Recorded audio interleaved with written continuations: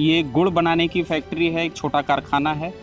हमारे साथ में श्री नारायण मिश्रा जी हैं जो इस पूरे कारखाने के बारे में बताएंगे कि कैसे उन्होंने शुरू किया, किन किन योजनाओं के तहत इसका शुरू किया है। बेसिकली ये काम गन्ने का है और जब आप अवध क्षेत्र में रहते हैं तो गन्ने का एक पौराणिक महत्व भी है। भगवान राम की ये नगरी है अयोध्या और इक्ष्वाकु वंश के प्रथम राजा भी यहीं रहे। इक्ष्वाक शब्द जो होता है वह इच्छु से आया है और इच्छु का अर्थ होता है ईख। और ये पीछे आप जो देख रहे हैं ये ईख है, जिसको देसी भाषा में हम लोग ईख कहते हैं, और गन्ना है ये।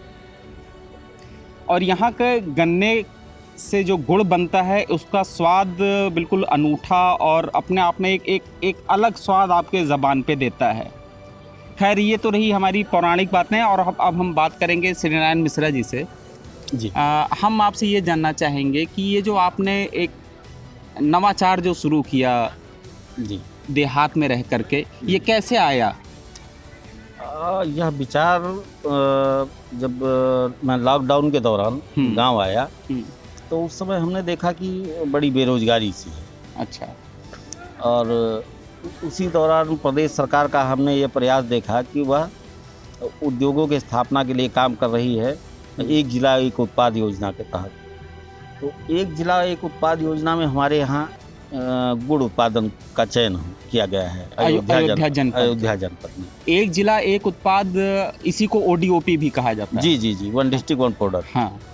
तो हमने सोचा कि इसी क्षेत्र में काम किया जाए। इससे एक तो जैसे हमने ये देखा कि एक तो हम अपनी आय का साधन पैदा कर सकेंगे, दूसरा इसमें ज़्यादा से ज़्यादा लोगों को रोजगार मिलता है और इसमें प्रदेश सरकार और बैंक सब मदद भी कर रहे हैं। अच्छा। तो इस विचार के साथ हमने यह काम शुरू किया। ये आपने शुरू कर दिया? जी। अच्छा, जब ये एक जनपद एक उत्पाद योजना के तहत है तो इस ज़िले में बहुत सारे छोटे छोटे गुड़ उद्योग स्थापित हुए हैं। जी। आपका इलाका मिल्कीपुर में है। जी। यहाँ पर आप पहले हैं या और भी लोग हैं? इस मिल्कीपुर क्षेत्र में, या आप कहें कि यह जो मशीन हमने लगाई है एक मॉडर्न मशीन है। अच्छा। और अभी यह अयोध्या ज़िले में सबसे बड़ा कारखाना है। अच्छा। हो सकता है कि कई छोटी छोटी मशीनें लगा के कुछ जगह इससे ज़्यादा गुड़ का उत्पादन होता हो, लेकिन एक सिंगल मशीन से यह 70 टन कैपेसिटी, 70 टन गन्ने की रोज पेराई करती है। अच्छा। तो यह इस जिले की सबसे बड़ी मशीन है। सबसे बड़ी मशीन। इस मशीन के बारे में बताइए, कैसे आपने लिया इसको? इस मशीन के लिए हमने पहले यह देखा कि हमारे क्षेत्र का जो गन्ना है वह देसी कोल्हुओं में जो पेराई होती है उसकी, तो रस कम निकलता है उसका। अच्छा। तो हमने इंटरनेट पे सर्च किया और गन्ना अनुसंधान केंद्र लखनऊ भी गए, वहाँ भी हमने बातचीत की। तो ये पता चला कि गुजरात में राजकोट के आगे उपलेटा है, वहाँ पे यह मशीन बनाने का काम, बहुत अच्छी मशीन बनती है। एक बात और हम लोगों को बता दें कि राजकोट का जिक्र आया है तो राजकोट कृषि यंत्रों के उत्पादन में बहुत अग्रणी है। बहुत अग्रणी है। और वहीं से आप ये लेकर के आए? हाँ, फिर हम वहाँ गए।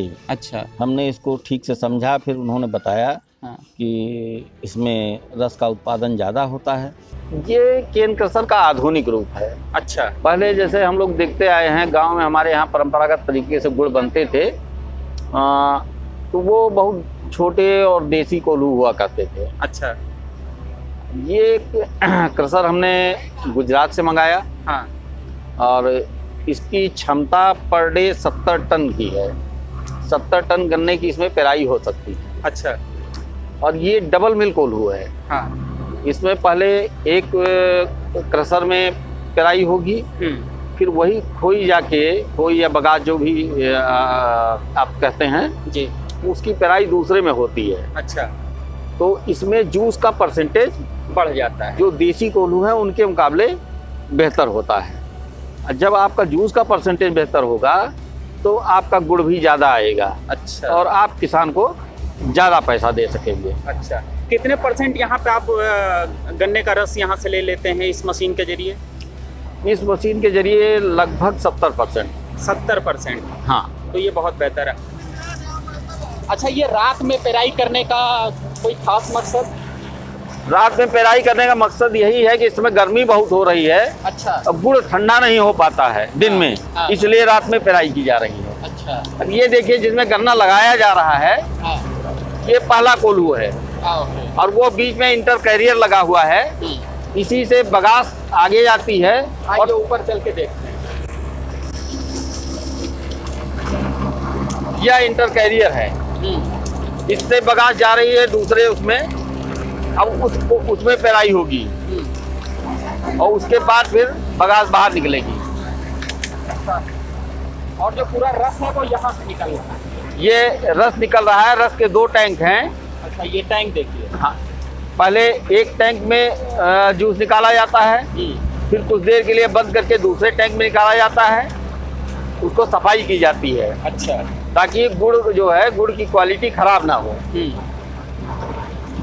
और ये जहाँ गुड़ पकता है वहाँ तक कैसे, पाइप के जरिए से जाता है, कैसे इसको ले जाया जाता है? यह रस इस टैंक में जमा होता है, फिर ये आप नीचे देखेंगे मोटर लगी हुई है यहाँ। अच्छा। मोटर के जरिए पंप से रस आगे फेंका जाता है और ये जमीन के नीचे इसकी पाइपलाइन बिछी हुई है। अच्छा। और गुड़ वो सामने वहाँ पक रहा है? हाँ, वो सामने गुड़ पक रहा है। आइए मैं वहाँ बताता हूँ कि इसके किस तरीके से इसको मैनेज किया जाता है। हाँ। ये देखिए भट्टी की झोंकाई हो रही है। ईंधन यहाँ से जा रहा है? हाँ, पत्तियाँ और बगासी यहाँ? हाँ, ये बगास और बिल्कुल वही देसी तरीका है। ये भट्टी थोड़ा आधुनिक है। अच्छा। ये भट्टी आधुनिक भट्टी है। अब मैं आपको भट्टी के बारे में बताता हूँ। जैसे पारंपरिक तरीके से हमारा एक कड़ा होता था और हम उसमें गुड़ पकाते थे, लेकिन इस भट्टी में जैसा आप देख रहे हैं 4 कड़ाहा हैं। हाँ। ये पहला कड़ाहा है, यहाँ से जूस पंप होके आ रहा है। ये इसका पैनल है। पैनल खोल के जितने जूस की ज़रूरत होती है उतना जूस ले लिया जाता है। पहले इस कढ़ाई में गर्म होता है, फिर इसको दूसरे कढ़ाई में भेजा जाता है। इस दौरान इसकी जो मैल होती है वो निकाली जाती है। इसके बाद तीसरे कढ़ाई में जाके ये रस गाढ़ा होने लगता है और चौथे कढ़ाई में फाइनली आप देख रहे होंगे वहाँ रस उबल रहा है। अब वो गुड़ बनने की प्रक्रिया में है और मुश्किल से 5-7 मिनट में गुड़ तैयार हो जाएगा। उसके बाद इसको बाहर निकाल दिया जाएगा। ये इसकी चिमनी है। इस चिमनी से सारा धुआं निकलता रहता है। गुड़ बिल्कुल उबाल ले रहा है। अब यह गुड़ पकने की प्रक्रिया शुरू हो चुकी है। यह धीरे धीरे अभी 10 मिनट में बिल्कुल गाढ़ा हो जाएगा। जब गाढ़ा होकर गुड़ के शेप में आ जाएगा तो उसको फिर बाहर यहाँ से निकाल के इस पे डाल देंगे, सीधा चाक पे चला जाएगा। अच्छा। फिर उधर गुड़ बांधे जाने की प्रक्रिया शुरू हो जाएगी।